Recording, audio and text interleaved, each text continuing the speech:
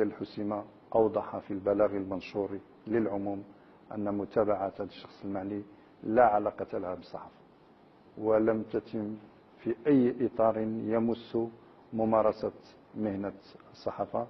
تمت متابعته على أفعال يجرمها القانون، وتم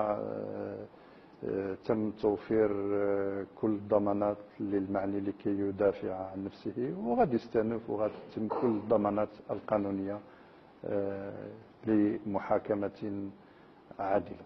ذكر بينما الاعتقال والإدانة ديال السي المهداوي تمت إدانتها من طرف مجموعة ديال الجمعيات الحقوقية والصحفية الوطنية والدولية.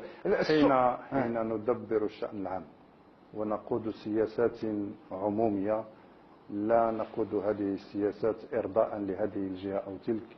هناك القانون، والقانون الذي يجب أن ينفذ على جميع المغاربة، والقانون إذا ما كانش صالح هناك المؤسسات التشريعية والبرلمان لتغييره وممارسة الصحافة. وأنا صحفي وقضيت سنوات طويلة أعتز بممارسة هذه المهنة، لا تمنح أي